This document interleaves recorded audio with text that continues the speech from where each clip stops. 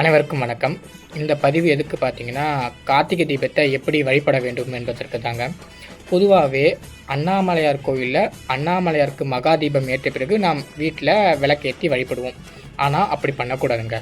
கார்த்திகை தீபத்துக்கு முந்தின நாளே நம்ம வீட்டில் மாலை 6 மணிக்கு வீட்டில் விளக்கேற்றிடணும். கண்டிப்பாக விளக்கேற்றணும். இந்த விளக்கு பார்த்திங்கன்னா பரணி தீபம் சொல்லுவாங்க.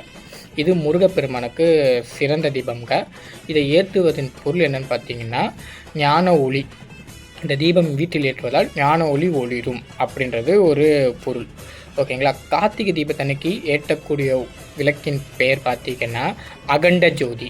இதோட பொருள் பார்த்திங்கன்னா, ஆல்ரெடி நம்ம பரணி தீபத்துக்கு ஞான ஒளி ஏற்றிருக்கோமா, அந்த ஞான ஒளி குறுகிய ஒளியாக இல்லாமல் அகண்ட ஜோதியாக நாலா பக்கமும் பிரகாசிக்கக்கூடிய ஒளியாக இருக்க வேண்டும். நம் வாழ்வில் எந்த ஒரு எண்ணமும் குறுகிய எண்ணத்தோடு இல்லாமல் வைடா, விச் மீன்ஸ் நேரோவாக இல்லாமல் வைடா, குறுகிய இல்லாமல் பிரகாசமாக நாலா பக்கமும் ஒளிரக்கூடிய ஒளியாக இருக்க வேண்டும் என்பதற்கு தான் அங்கே பொருள். இது கார்த்திகை தீபத்துக்கு ஏற்றக்கூடிய விளக்கின் பொருளுங்க. கார்த்திகை தீபத்துக்கு அடுத்த நாள், அதாவது 3வது நாளாக நம்ம ஏற்றக்கூடிய விளக்கின் பொருள் என்னென்னு பார்த்தீங்கன்னா அணையா தீபம். இதோட பேர் அணையா தீபம். இது பெருமாளுக்கு உகந்த தீபம்ங்க.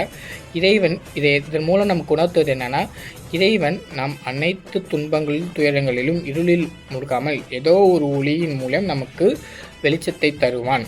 ஏதோ ஒரு நம்பிக்கை, ஒரு ஓப்புன்னு சொல்லுவோம்ல, எல்லா பிரச்சனையும் போய் ஏதோ ஒரு ஓப்பு இருக்குது, இந்த பிரச்சனையிலேருந்து நம்ம வெளியில் வந்துடும், ஒரு நம்பிக்கை.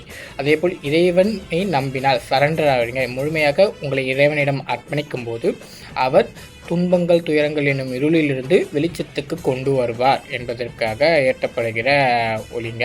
நம்மளுடைய பிரச்சனைகளுக்கு எல்லாத்துக்கும் ஒரு தீர்வு இருக்குது. நம் இருளில் இல்லாமல் ஒளிரவும் வெளிச்சத்துக்கு வருவோம் என்பதை உணர்த்துவதற்காக தான் நம்ம இந்த கார்த்திகை தீபத்துக்கு விளக்கு எழுத்துறோம். இது உங்களுக்கு தெரிஞ்சிருந்தால் கமெண்ட் பண்ணுங்கள். தெரியலன்னா லைக் பண்ணிவிட்டு சப்ஸ்கிரைப் பண்ணுங்கள். நன்றி.